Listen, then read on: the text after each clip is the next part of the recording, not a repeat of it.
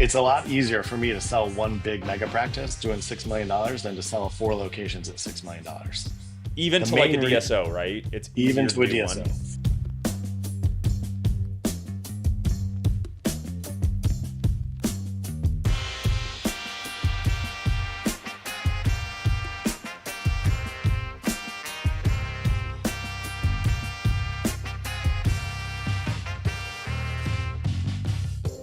Hey, Alex, this week we get to talk about like my favorite topic, which is also yours, right? No? Not even close. I know. I think Shopping. it's Alex's Yeah. worst favorite topic. Yeah, maybe. I know too much about this topic than Truly, I'd yeah. like to know. No, but we figured we would go on. Let's talk about selling your practice. Yeah. I feel like it's a thing I was looking forward to from the day I opened the practice. That was actually our goal. Like we Yeah. kind of had the end in mind a little bit with like, okay, where do we want to end up in, 5, 10, 15 years or whatever, and work our way backwards. So we're like, okay, let's sell, but let's like build our practices or whatever we want based on that. So it's always been like part of our conversation. Yeah. And then you just really got in the weeds with like every little Yeah. thing. It was fun. Yeah, great. So now we're in the middle of that. But we figured we're gonna bring on JW. So he was the guy, right? I guess leave it at that. He was our broker for the deal and like helped us out a ton through it. We've kind of remained friends after, which is good. And I figured we could bring him on because our DSO right now is trying to go through a recap, and there's challenges in the market and stuff like that. And I figured we could bring him on just to talk about a bunch of different stuff, like new owners, what should you be doing if you're going to sell your practice? Like, what are your options? How's the landscaping change? Like, do you need to plan differently? All that kind of stuff. Because he's kind of got an inside knowledge on all this because this is what he does all And day. probably a little bit about like the differences between selling to a private dentist versus DSO.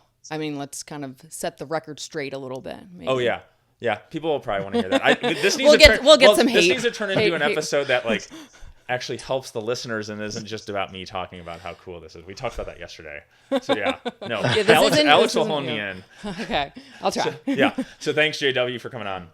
No, thanks for having me. And you're absolutely right. Like when you think about building a business, you should be building to sell eventually, right? Like I don't think anybody thought about that 20 or 30 years ago. People built businesses to build businesses so that they could have a livelihood and retire, right? Eventually at the age of 60, 65. But now today, there's plenty of younger doctors that are like, yeah, I'm wrapping up dental school next year and I want to buy 3 practices within the first 5 years, or I want to build 3 practices. So like it's an economy where people want to buy businesses and they pay good multiples for it. So Yeah. congrats to what you guys have done. Yeah, thanks. I mean, I wonder if some of it too is like, because I look back, because we sold it about like, it's almost been like 2 years, right? But have you seen where like, was that like a high point when there were like multiples like being thrown out and like valuations were high? Like, have things changed a little bit? Like, because it kind of felt a little bit like the Wild West over the last like 5-7 years of just like, you say you want to sell your practice, if it's big enough, there's going to be like 10 DSOs lining up. And I just don't know if that's the case anymore. Yeah, I mean, so pre-COVID, right? I feel like we're back to pre-COVID times where things are normal. Yeah. We're at normal multiples. Our country versus other countries. Yeah, I was on a Dentsply Sirona KOL meeting with somebody from Canada, and their economy went different like during COVID. So their interest rates went up. Ours went down to like nothing. Yeah. So money was literally free. If anything, money was like negative. The government was just giving it away, right? So in end of 2020, 2021, and 2022, it was literally like gangbusters. Like, how many businesses can we buy? And everybody was just leaving at that point in time. A lot of it was, entrepreneurial fatigue. Some of it was, I'm scared to go back. Some of it was, my practice does 10 million. You're going to give me 20 million. Why wouldn't I do that? That type of thing. Now, 23, I don't want to say it was necessarily on a downslope, but it was a little bit of a downslope. I think that's when interest rates went up a little bit. When money goes from 0% to 5%, everybody freaked out. But like, and I think it went up. I think it went as high as like mortgage rates. If you look at mortgage rates, they went up to like 7% or something like that. Business loans are still in the like 5 to 5.5% range now. So, which is about what it was pre-COVID, right? Like, so I feel like things have normalized. I think everybody was thinking that with Trump being elected in November, Q1, Q2, we'd be raining money right now. We'd all be like dancing and celebrating and things like that. And clearly that didn't happen. So, Yeah, I'm not dancing here. no, so things have tightened up a bit. Um, the buyer pool has, I don't want to say that it's shrunk completely because, I think that there were some big people that went on the sidelines in 23 and 24. Now they're back that buying. They realize that they need to be a little bit more competitive. There's a lot of small to middle market DSOs that are still, wanting to gear up and ramp up their business so that they can go through a recapitalization event. Maybe they were thinking 2025, but now they're probably thinking 2026, maybe even 2027. So there's always going to be that group that's ramping up for their cycle or looking to add more practices. And look, that's our job, is to know who's buying what, where, and when, and at what multiple, so that we can get everybody the biggest deal that they possibly can. It's not all about who's going to spend. The people that are spending multi millions of dollars in a lot of dental marketing campaigns, those are probably some of the least beneficial deals that are out there. It's the guys that aren't necessarily spending that and are growing by acquisition and are working on their infrastructure so that they can get to that scale. Yeah, That Yeah. all that makes makes sense. sense. Yeah. So COVID aside, have you seen a shift from like the older dentist that's, 60 plus to like these kids that are, 10 years out or 15 years out going like, yeah, I'm ready to sell my practice. What do you think the main reason is for that? Are you saying like why are all these young dentists like us selling more, or like what? Wait, Yeah, yeah. Has there been a shift? Or is it still kind of like, no, it's still like the dentistry is still a longer type of career. You still see a lot of people going to 60, 65 or older and then selling it. Or has there been like this influx of like, geez, all get me these the like, f out of yeah, this. yeah, let's Yeah, get out before, I don't know why or yeah. what, but Well, I mean, yeah. like we've got so many Yeah. friends too that it's like they're like, oh, when did you grew this huge practice, right? Or multiple practices, and you're like, how old are you? And you're in your head, you're probably like, oh, you'd probably say, oh, they're 65, and you're like, no, I'm like 39, right? I feel like that's changed. Yeah, no, there's still a wide array of different sellers that are out there, and like different practice owners. Like we talk with everybody, we talk with so many people every day that are like, I just want to know what the value is, right? Or I got an offer from this DSO. Is this a good offer? So from an age perspective, we now average age of, and look, we're a little bit different than most brokers that are out there. We do doctor to doctor deals, but we don't do a ton of them. We do a lot of doctor to DSO deals. So the average age of our probably past 24 months are in the low to mid 40s. And Yeah, I feel like the mindset was, man, all these doctors got really big multiples, 21 and 22. That may have been the bubble. I need to liquidate now. And it's so that I can get 3, 4, 5 million dollars, because you throw $3 to $10 million in the bank today at the age of 40. Every wealth manager out there will tell you every 7 years that can potentially double. Mhm. Well, I hate to say it's like monetizing an asset, but it is somewhat monetizing an asset. You are putting a little bit at risk with the equity, right? Like, but you want to find a group where has a good proven track record of having recapitalization events, that there should be some sort of equity performance. Maybe it's not a 4 to 5x every 3 to 5 years, but maybe it's a 2 to 3x every 4 to 5 years. But you're gonna turn that asset into like a liquid asset, as opposed to something that's spinning off $400,000 or $500,000 a year.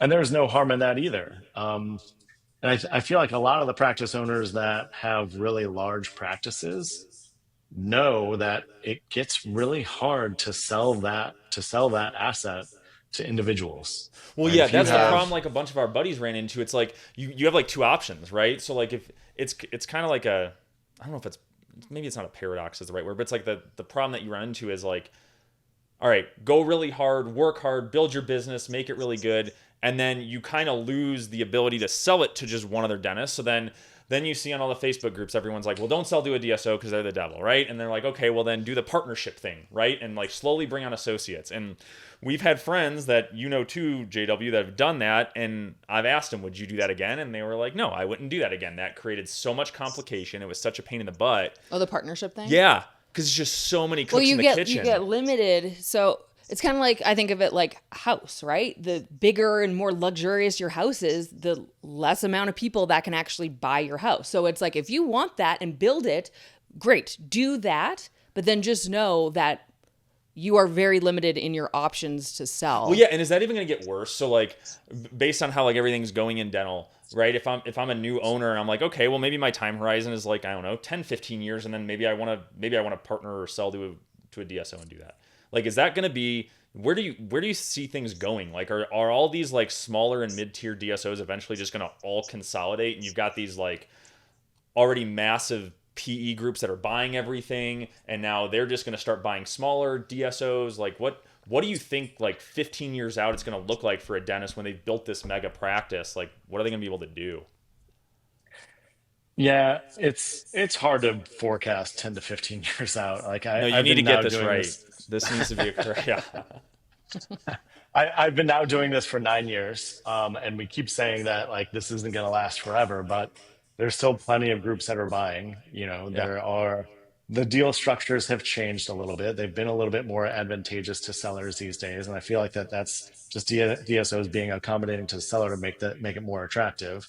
Now I think maybe things are pivoting back to the old days of like 70% cash at close with 30% worth of holdco equity or some sort of earnout or something of that nature. So deal structures will change. It's hard to say whether the multiples of the appetite, what that will be in 10 to 15 years.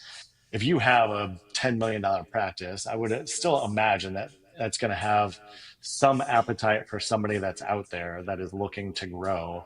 If you look at the statistics, it changes like every month, but I want to say it's like 18% consolidated in dental. So it's it's still got plenty of runway, but you're right. Like if you go to a large bank borrowing more than $3 million, things get a little tighter, right? Like I think some of the banks are, if you're over $3 million, you can only borrow up to 65% of collections. And I'm sure that there's some other banks that are out there that are more aggressive, and there's going to be some lenders out there. But if you look at selling a $10 million practice for 100% of collections, well, $10 million on a 10-year term at whatever percent it is at that point in time, 5.5%, that's a lot of money Yeah. on an annual basis. That's like Yeah. $1 million on an annual basis, more than $1 million on an annual basis. So like, is that going to actually cash flow? And that's the hard part for the larger practices and the partnership model. On some of the larger practices, to even get close to 100% of collections, which some of these deals, like on a $10 million deal, if it sells for $15 million with 10 million cash at close and 5 million in equity, well, the DSO and the private equity structure is a little bit different. I'm not going to say that they don't care about cash flow, but they don't necessarily need that cash flow on a daily basis to make sure that they're paying the principal and interest payments. They want to buy that EBITDA so that they can buy it at a 7x and eventually sell it for a 10x, or buy it for a 10x and sell it for a 13x. So Yeah. there's just different models that is going to be super hard for any of the larger practices to sell to individuals. Okay, so maybe we could go through and like talk about either some like Alex was saying earlier, like set the record straight on some stuff. So let's go through a couple different scenarios, and you can let us know like does it make a difference or does it really not, right? So like the first one I always want to know is because we had friends both ways, right? We had friends who built like one mega practice, maybe 5-6 million bucks, and these people all sold to DSOs. So let's just say that's the scenario they're going down. Is there any difference between when you're presenting a practice to be sold. If someone has 4 locations and they're each doing $1 million, $2 million, or someone has like just one mega practice, does it matter at all in terms of how easy it is to sell or what the value you're going to get on it is? So whose side is which side are you guys on? We're the ones. No, we're the ones. We're the ones selling it. We're the No, dentist. so yeah, so that's a great question, and you know, it's a lot easier for me to sell one big mega practice doing $6 million than to sell 4 locations at $6 million. Even The to like a main DSO, right? It's even easier to to a do one. DSO. And Well, what? so Okay, why? if you think, so you got to look at it from fixed versus variable costs, right? If you Mm-hmm. have 4 locations, that's 4 leases. Yep. That is Yeah. at least 8 front desk. That is 4 office Yeah. managers. That's at least 8 dental hygienists. That's at least 8 dental assistants. So, like, to get in the game for 4 locations, all 4 locations have to be doing at least 1.2 to 1.5 million each before you start covering all of the fixed costs, right? So if you have a one mega practice, there's a lot of operational synergies to be had from, let's call it just a square footage standpoint, right? Like, if you don't need 4 front desk areas. Now you Yeah. do need a little bit bigger front desk area, and you need a little bit bigger staff room and break room and things of that nature. But from a scalability factor, you have $6 million. You may only need 3 front desk, and you may have 4 hygienists, and you may have 4 dental assistants, and you may have 16 treatment rooms with 3 or 4 or 5 other doctors. Plus, it makes it a little easier to have multi-specialty in a mega practice, right? So then you Yeah. can refer more things in-house as opposed to spreading it out into multiple locations. So like I've talked with many groups, 15 to 20 locations that are like, hey, I've got 15 to 20 locations. And initially it's like, oh, great. Do you have $40 million in revenue? No, it's like $22 million in revenue.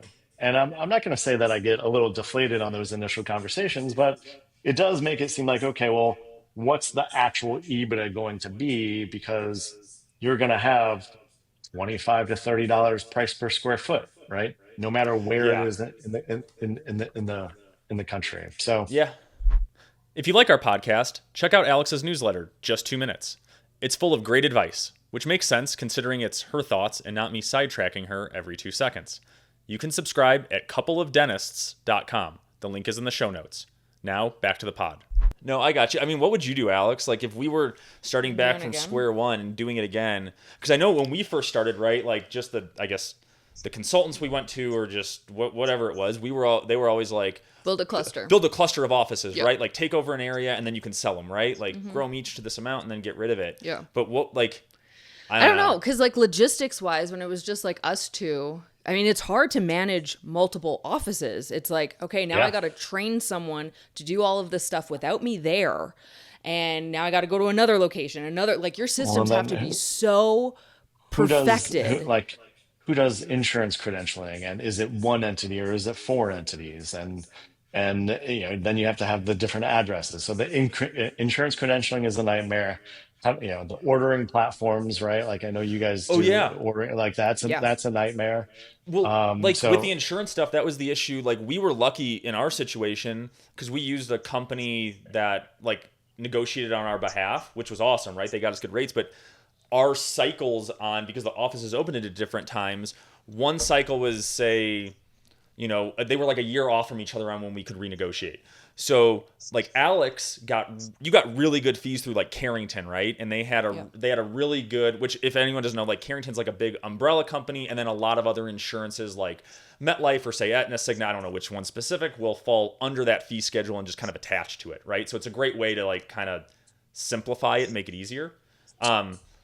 But then when I went to go renegotiate, they were like, those deals aren't really around anymore. That fee schedule Alex got at her office, yeah, we're not really doing that. And we had to fight hard to say, well, this other location, we share patients between them. There's a lot of logistic things. I would come in and do procedures, so technically I'm there and try to get in that way. But yeah, that whole thing is like a nightmare. So it made it really tough to do that. And Yeah. I mean, and we tried to Well, utilize like staffing from both. And it was like, okay, when we're closed, it's like, okay, calls get directed to the other office because we weren't big enough for like a legit call center. I mean, I think that's probably what you would need to do is have a localized place that just deals with all of the yeah, the or stuff. even like you've more, got right. They'll tell more, you. I know I keep on more interrupting you, people, JW. Sorry. more people, more problems, right? Like, Yeah. No, Yeah. but even with the more people, more problems, it's too, because we set up all of ours, right, as separate entities, right? And for, like legally they said that was just better, right? And yeah. but the problem became now when a staff member goes to the other location, now you have to put them on your like Gusto payroll too, right? And then that's an added expense for someone. And then you got to make sure they track their hours this way. And then they have to know they have to sign into this one versus this one. Yeah, and then they were pissed because they're like, I'm working 20 hours at this office and 30 hours at this one, but I'm not getting overtime. And we're like, yeah. yes, we know that. Okay, so I think we've just like talked ourselves into this one of like we would probably just if it allowed for it and you had a space where you could expand a lot, like just focus in on one practice and probably because like yes and no. Like I always like a challenge. I would go for larger practices, right? Like, and whether you're doing a startup or like larger by square footage, right? Like you want to make sure that the square footage is there for growth. Because a good strategy these days, there's a lot of older docs that are just kind of hanging on in their 3 treatment room facility that, candidly, nobody really wants to buy, Yeah. because they need 5, 6, 7, 8, 9 treatment rooms. So if you go to a larger space, bring them in, merge them in, allow them to stay on, transition the patients. There's a big opportunity for that type of strategy today. Yeah. Okay. Yeah. Yeah, that's probably what is the smarter thing, but I know, she's trying to talk herself out of it. No, No. because like there's a thing of like Eric and I working together under one roof, and that would probably have been a problem. Yeah. But so that's why like our offices. So like two, I feel like is a little bit more manageable than when you get to the 3s, 4s, 5s, 6s, right? Like when you have 4 to 6, right? Like that gets harder. Like you talk about, man, it would be really cool to centralize this, but then you're now eating up more EBITDA, right? You're eating up more Yeah. profitability to centralize. I mean, and you're trying to, and just to speak, like, because we're just dentists and a lot of us don't have MBAs, we don't have a background in business. Like, yeah, but it's easy to say, like, I'm going to centralize this. But, like, you've never worked for a big corporation. You've never worked for somewhere where they've Sounds like centralized excuses, things. Eric. Yeah, but No, I'm just yeah, saying, like, sometimes it's our to ego. hire- I think we think we can do it, Yeah. and you don't do it well. Wow. to hire somebody of that stature to be able to get it done right, where you're not like making yourself crazy every week of like, why is my AR increasing and money's not coming in the door, right? Yeah. To have somebody of that type of stature, they're expensive. Oh, right? you're probably gonna pay They're- a couple $100,000 a year just for someone like that, and we have some friends that are like, and they're that's just to struggling with manage. that. That's not to do any. That's just to manage and set up, not do Yeah. any of the work. Yeah. Yeah, Exactly. And honestly, like I know some of our friends, right? Like they're struggling through. They built one practice and it was big, right? 3-4 million, it's doing well, and they're like, okay, I can just do this again, and I'll do the second, and but I'm gonna go fast too. Like I'm gonna buy office 2 and Yeah. 3 and 4, and they've already shown they can do it at one office, but sometimes just like what's the phrase, like what's that phrase, like past success doesn't like mean you have like future. I don't know what that phrase is. I'm butchering it. Yeah. But you know what I mean? Like just because you've done something Yeah. right once in the past doesn't mean you're going to have future success with that. And I think Yeah. that's what we all get in our head, and that's what initially we thought we were going to do. It's like, oh, build one, and then 6 months later you do another one. 6 months later you do another one. And Yeah. I think like it's cool conceptually, and I think sometimes maybe we forget how hard that actually is to do. Yeah, and look, that's where a lot of DSOs have grown by finding that dentist that grew to 4 to 5 locations, realized this is really hard, and I need infrastructure, and so a lot of those types of mergers have absolutely happened. Yeah.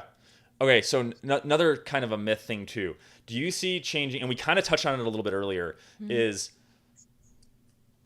like when we had done our deal and stuff like that, one thing we didn't really want was we were anti like earnouts, and we didn't want like our money tied up and all that kind of stuff. Do you see it changing though, where DSOs are going to start doing that? Because the feedback we've heard from either our DSO going through a recap or just other people doing deals with DSOs is that the DSOs are starting to, I don't know if get scared is the right word, but like the doctor retention piece, I think is stressing them out. And so they're like, yeah, you want these good multiples? Well, it's not just going to be like, here's a 2 to 3 year employment contract. We're also going to tie more crap to it. Like, should dentists expect that? That's probably the foreseeable future, is that the deal structure is going to be a little more restrictive.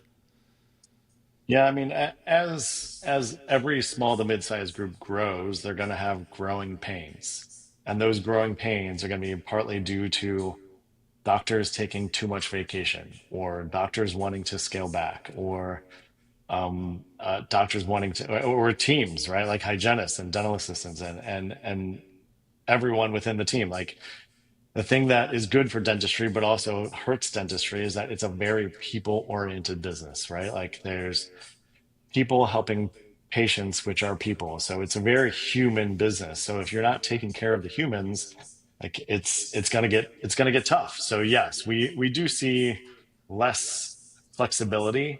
When you look at the super big groups compared to the small to mid-sized groups, they've learned all their lessons. They've hit all their pain points. They have all the jargon in their asset purchase agreements that somebody else hasn't even thought about, right? Like so, and it's mainly because one doctor did one thing and they learned their lesson, and they don't want this to continue on a move forward basis. So you'll see earnouts, longer terms, and this is where like it kind of goes to like who's helping you sell your practice, because that's my job to know is who's going to be flexible on staying on 5 years, who's going to be who's going to give more cash at close than anybody else, who's going to be more flexible in a lot of the structure of the terms. I learned a lot of lessons in groups and their legal process, and in going through their LOIs and going through their asset purchase agreements, and I see a lot of stuff that I'm like, no, this isn't right, you can't have this in here. um, and you have to, without the right attorneys and without the right representation, most dentists aren't going to read that 120 pages of Yeah, so documents. like do you think, Alex, like I don't know, I guess this is a question for EJW if you feel comfortable answering it. Like, do you really need like, okay, so if you're going through like the different ways you can sell a practice, right? Like you've got either, it seems like you've got like 3 avenues, right? You're either selling to another dentist, you're selling to a DSO, or you're doing a model where you're slowly selling your practice to associates, right? And they're partnering in and then you're phasing yourself out.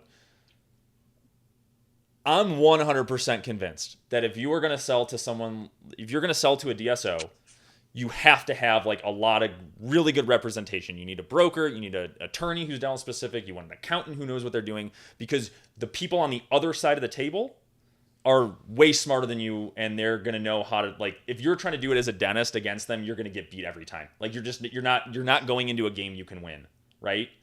Um, but if you were selling to just a regular dentist, right?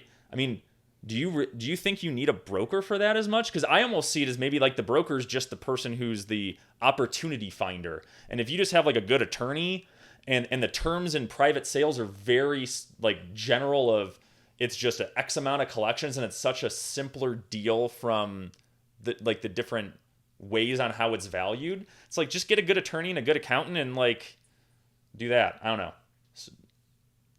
Yeah, so on the DSO side of things, yes, absolutely, you need all of the representation, because you have very smart people on the other side that, your doctor buddy referred you and is probably getting like paid 50 grand on the side or something if Oh the yeah, deal I closes or don't something of think that people nature. realize. I don't know if everyone doesn't realize that, but there are some of the biggest DSOs, which we won't name names. If you get referred by a friend, they will get a very, very handsome price, 6-figure check for referring you. Yeah. So and then, right, like you get the offer. It's like somebody knocking on your door and saying, "Hey, I want to buy your house for X dollar amount," right? Like, how do you know that that's the right price? How do you know that that's the right value? Now, it's very easy to go on Zillow and kind of fact check and look at Hmm. historical things like that, but you typically want somebody to vet the marketplace, right? You never know. this could be the house that maybe somebody down the street has had the eye on your house, and maybe they'd be willing to overpay by $200,000 or $300,000. And typically, when you're selling a house, you don't really care who the buyer is. This is a little bit different. You actually care who the buyer is. Yeah. Everybody thinks that every DSO is the same, and every DSO is completely different. Every financial, the way that they analyze, the way that they structure their deals, their I mean, forecast, honestly, Yeah. I'm even and finding like, too, and Alex and I are, it's even like their value add, right? What they're going to do. There's certain DSOs that I yeah, feel like are way better at operationalizing. And I think there's other DSOs that rely more on the dentist to continue doing it, right? So even how yeah, they do their model, it's way different. yeah, and by when you do when you do a dental attorney, make sure that they're not on a list given to you by Oh, by the yeah, buyer. that's Yes. what like, Yes. Big So takeaway here. no, Yeah. no offense, but like that just doesn't no. seem The right. the Yeah. DSO that tends to use dental terms related to like when we were first starting, they were like, "Oh yeah, we even have attorneys that you can use." And in my head, I'm like, "That's the dumbest shit I've ever heard." Like, why am I going to use? And they frame it as like, "Oh well, we're helping you out," and it's like, "But you're not." Like, Yeah, this attorney obviously, Has your best, it does not have our best yeah, intentions yeah. for this yeah, deal. It has your best I never intentions. understood that Yeah. concept Yeah. of like Yeah. it's like the dual broker thing. Like it makes no sense. So like I'm yeah, sure that's not to speak. I'm not partnered with them. I don't know any of their actual stuff. I just thought that was pretty stupid when I heard that. yeah. And then to like the doctor to doctor deal, it depends on what buyers that you can bring to the table, because that is, I feel like, the biggest value in addition to like negotiating the different deal points. A lot of these buyers are very naive and very scared, right? Like, so if you're stuck with one and you don't have a competitive advantage, that deal could take forever to negotiate. And then all it takes is that associate buyer doesn't like to paint color, right? And or you just bought a new chair, you just bought a mid-mark chair and they want an 8X. So they're like, I don't like this deal anymore. Or they found something Yeah. else. So like having having the competitive marketplace at the same time, that's what I feel like brokers will do to make sure that there is flow to the game, right? Because otherwise you have buyers that are in control, and they could just, you spend 6 months investing in time in them and they just walk away for nothing. So Yeah. and they may not know a lot of the deal terms or a lot of the strategy or like why this is a good practice. So there's a lot of educating that we do to individual buyers that see us as, we're not trying to be dual representation. We're just trying to be good people of like, this is why that this is a good practice for you. Um, but we do that a lot on those in on those doctor to doctor deals. Yeah. So another myth that I've actually talked to a couple people that, are like thinking maybe in a near future ish selling their practice. And they're like, but I can't right now because I need to renovate, upgrade my Pano to a CBCT, buy all of these things. Is that true? Or is that something that no one's looking at that? Oh, like, does that shit really matter? Does Like, it do really they? matter? Does that increase your value? Like in a house, again, it's like, okay, I got to redo my kitchen so it adds some value. Or is it like, don't touch anything? No one's looking at that. And even if you're doing a doctor to doctor deal, you might pick the wrong thing. And now, like you said, they don't like that kind of chair. No, but remember, like, I don't know. You can talk to it more on like dentist to dentist, but like, I don't know. Tell me if I'm wrong with this, but when we renovated one of our offices, like maybe we like expanded. expanded, yeah, expand, renovate, yeah. No, it's different. I know. Yes. So we did that like a year and a half before we sold. And I remember for us, like I even talked to you about this JW. I was like, oh man, this should be worth more. Let's like talk to Hunter and see what he says. And he's like, dude, it's been over 12 months. Like thanks, but like you don't get a better value on that. So yeah, I mean, my thought is no, but what do you think? It depends. Everything depends, and I realize that that's Such the lawyer answer, right? It no, depends. it is, and I'm not an attorney, but I will say every buyer is different, right? Like, so I will say if you have if your practice needs a quick aesthetic update, right? Like new paint and new flooring, spend the 25 to 30 grand to just get it done, right? Like just do it so that it looks better, it's more appealing, it's more marketable.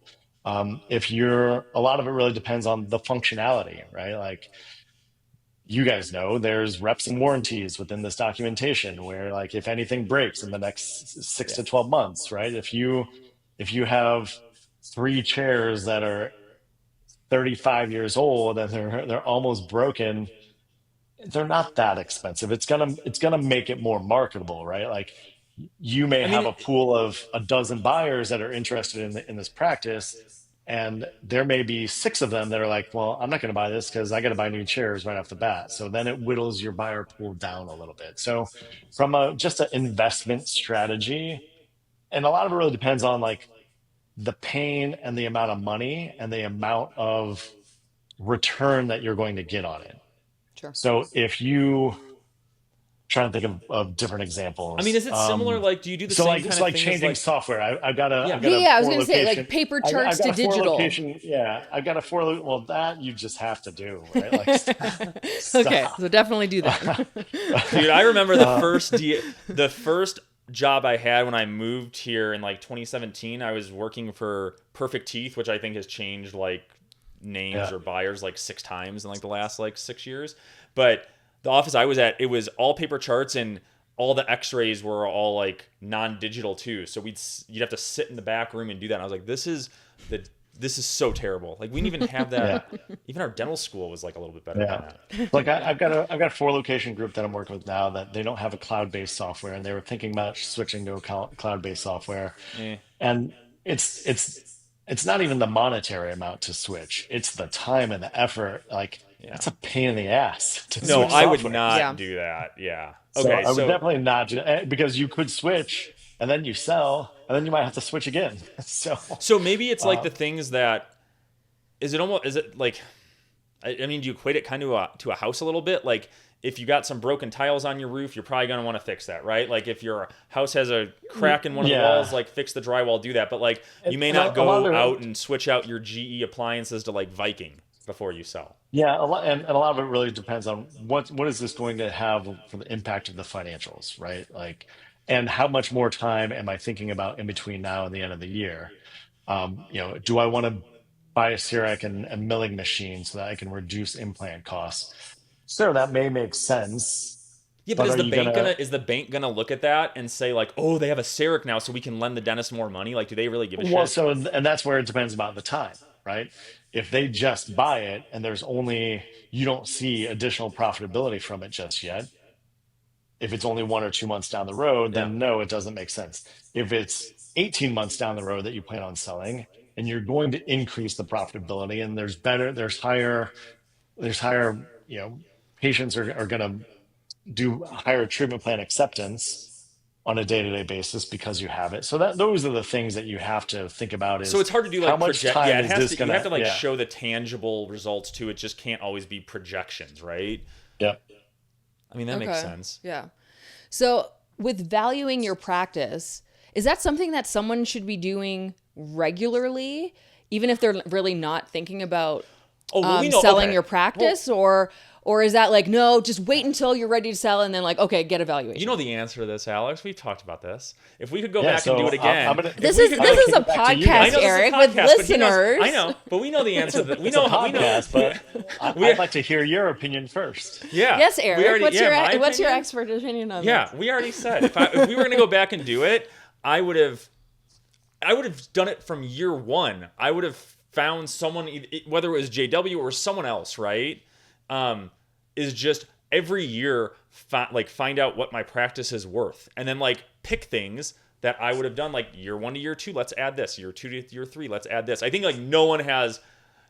You need it as like your audit of Yeah, your practice. it needs to be Yeah. like it, and I even I'm sorry I thought got about you all this revved up recently. over this. No, no, Jeez. no. Yeah, but I even think about it too. Like we talk about it as well. It's like, oh, you need to do exit planning, right? You need your 5-year exit planning. I even think that might be not the best way to do it. It No, should just be it's part too of your long. business. Like you run a business, it should be year It, one, it, year it two, should be you do that. so you should know your value almost every year, right? Like we have doctors that come to us. They're like, "Hey, we have this offer from a DSO. Is it good or bad?" I say, "I don't know. I haven't looked at your numbers." They're Yeah. like, "Well, my revenue is 5 million." Great. I haven't looked at your Cool. numbers. Sounds good. All right, it's good. Yeah. Yeah. What's Yes. what's what's your EBITDA? My CPA says it's 1.5 million. I'm like, great. I haven't looked at your numbers. I can't tell you if this is a good offer or And not. how much, to take a quick side, how many doctors, when they tell you what their revenue is, are they using gross versus adjusted? Do a lot do like the top number? We all know Eric wants more friends. If you're enjoying this episode, share the podcast and then tell them to DM Eric so he can hit his quota of 1 new friend per day. Now back to the episode. Luckily, most doctors have learned that nobody cares about production anymore, that we all care about Yeah. collections. But when I do hear I've got 5.5 million in production, my first comment is, "Oh, that's amazing. How much did you collect?" Yeah. Because there could be a big difference. Yeah. Yeah. But so, and look, you're right. From a lifestyle and from a just being a studious investor, right? Is if I'm 20, 30, 40, 50, 60, what do I need to retire? As a salesperson, I've always worked in like, okay, how much do I want to make this year? And let's work backwards to figure out how many leads I need to get on a weekly basis. Same thing for you guys. Yeah. And part of that is how much do I want to make? And then you go back to, okay, well, when do I want to retire? How much do I want to retire with? And then start working backwards from there. And that's a very hard and complicated exercise. And you Yeah. definitely need a wealth manager to help you with that, because you're probably like 5 years ago, I probably would have said, I need 5 million to retire. Now I'm like, I probably need 10 to 15 Yeah. to retire. Yeah. So it changes every year. So you definitely need a wealth manager to help you forecast what you need. And then you got to work backwards to figure out what you need to sell for and when you need to sell, right? Because when you have a larger practice, selling earlier might help you get to your end game faster because of what your capital can do for you in the bank Well, yeah, or that's always like the in your investments. And that's like you. what most people Yeah. don't think about. Most people think, well, I need 15 million. I got to work and make $1 million for the next 15 years, and then I sell my practice for whatever it is at that point in time. Well, if you need $15 million to retire, maybe you only need to get your practice to a $5 or $6 million value, $5 or $6 million in revenue. Then you sell for $10 million. Then at the age of 45, you stick 6 million in the bank. Well, then that 6 million at the age of 52 is going to be worth 12 million. At the age of 50, at the age of 59 is going to be worth 24 million. And then when you retire, it's potentially at 48 million. So like sticking money into the bank earlier on is going to help you long term, because to take a $6 million practice to eventually sell it for $48 million, it's really hard. Yeah. Yeah. And that And you goes don't back know to the and like you conversation said, that, we yeah, don't know the future you either, don't know where the right? market's going to be, right? Yeah. So if you can realistically, we all know how hard it is to save, right? Yeah. Even if you're making $1 million a year, it's really hard. There's taxes, you have lifestyle changes, you have private school tuitions, you want the bigger house, you want the pool, you want the boat, you want all that kind of stuff. So you know how hard it is to actually save. So Yeah. like if you can take a raw 5 million, stick it in the bank today, that's going to do a lot more for you than making $1 million a year for the next 5 years, or maybe even for the next 10 years. Yeah. Just because you're able to stick that lump sum in there, and you might actually be able to still maintain your lifestyle. Well, I always went back to like, because there's differing opinions, right? On like, not just like selling to a DSO, but also like, does the math make sense, right? There's, and I respect other people's opinions. I think there's smart people that have their opinions on it. It's different from mine or yours, Sure. Alex, or probably Yep. yours, JW. But like, I think sometimes they forget the fact that a lump sum of cash can go to work, right away. And then some people are like, oh, well, like some of the argument is like, oh, well, they just work for 5 more years and sell it to a private dentist. And it's like, yeah, but now you're playing with a lot more uncertainty. Like that's easier said than done. And so I think it's like, yeah, you could do that, but you're also forgetting how much time that takes, right? If you're also, well, it'll just grow it, right? It's like, okay, yeah, cool. Like just like Yeah, it's it's hard. not that easy. Just growing it is a little bit harder to do than what everybody thinks. Like to Yeah. Yeah, grow a dental practice at 10% a year is really hard. Like it's complicated. yeah. So okay, I think we'll end it on. We didn't talk about any of the topics that you in your text earlier today. We didn't. What did we say we were going to talk about again? Did I turn this into me again? Damn it, Eric. No, this was a good episode. This was No. But I wanted to finish it up with him you have on. another Oh, question. you thought I was done. Sorry, You didn't- yeah. sorry, shoot. There's more. Missed that cue. Okay, where do you see? Well, let's take like 5 minutes on it. Where do you see like 20 years from now? What do you think is going to be dentistry?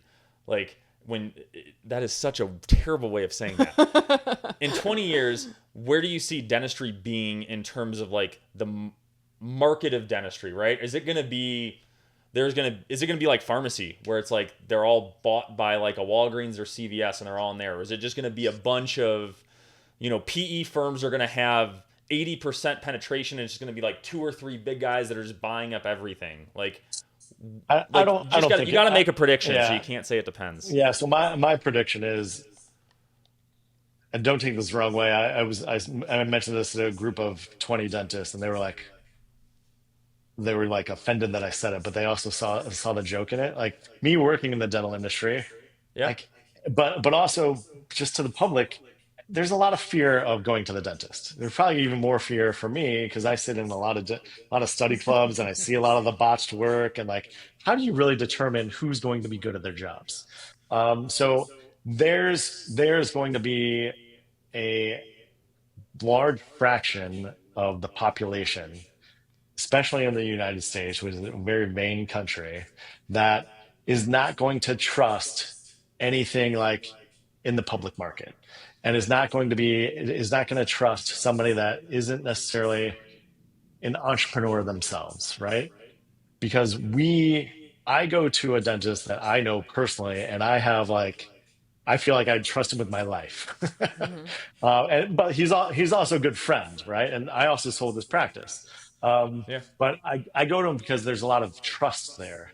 And so when you think about the three of us and a lot of the people that we know and how we all choose our dentist, right? And if you think about the kids' parents that you know, and a lot of people that like they're not going to go to some of the large groups that are out there. They want to go, I don't want to say to a mom and pop shop, but they want to go somewhere where they're going to be treated well and that they're going to have a lot of trust. So I feel like that's the big positive to like the dental industry is it will not sell out completely unless of course we start trusting robots. Yeah. Yeah. I mean, Yeah, that's so cool. okay. So I kind of agree. I think And it's that segmented by population as much as I hate to say so that's that. what I was going to say is I have a feeling like the younger generation kind of sees dentistry as more of a commodity, right? And they're okay with seeing whoever, like someone in their 20s. Maybe they don't have as many health issues. There's not as many problems. They might not have as much disposable income. So maybe it's just more like, I'll go to wherever, right? And it's fine. Like, who has the best deal? Which is probably Yeah, bad. whoever my insurance takes, Yeah, right? Like, right. No, we've I had paid so 15 many patients who it's like we've seen them for years and they're really nice and their families come. But when we dropped Delta PPO and went to Premier, they were like, "Love you, but can't see you. I can't pay $300 every time my family comes in." So that's the other thing that I think is a little bit of bullshit when everyone's like, "Oh, just go free for service and drop everything and then you'll make more money." I think that's a load of crap, but that's just me. And I think that's another thing that maybe it works for some people, but I think it's also easier said than done.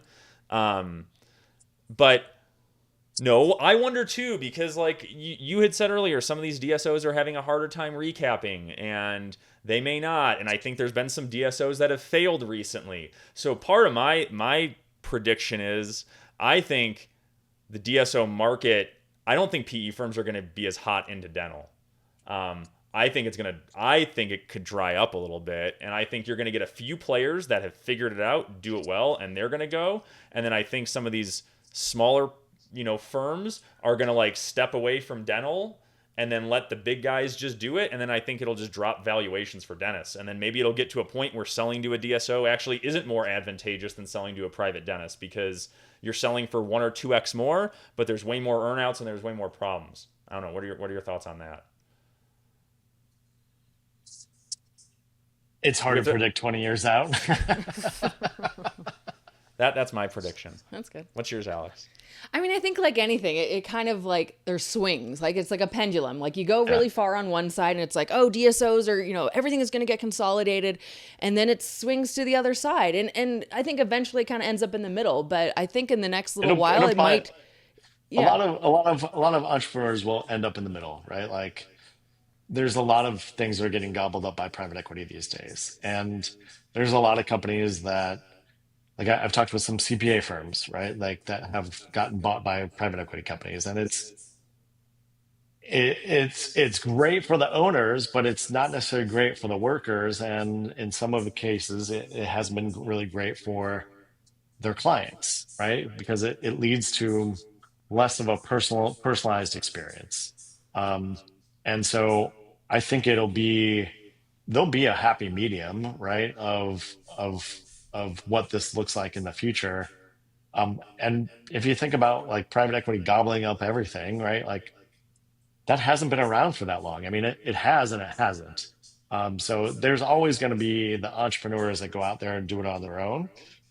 And they do it for one purpose, but then once they're able to sell for a big dollar amount, they might just to selfishly take some chips off the table and hopefully make a bigger organization better. And that's where I think that there could be some really good company, and there are some really good companies that are out there. There are some really good groups that are out there that the dentists have taken charge, or the dentists have taken lead of like, I can have a voice in this organization, but it takes the group to allow them to have a voice in the organization so that they can be they still can be a very people oriented organization. So Cool. That's where we can end it. Yeah. That's cool. There's well, we hope. can talk about this for like ever, right? Like, so we have to have you come back on and talk about more stuff.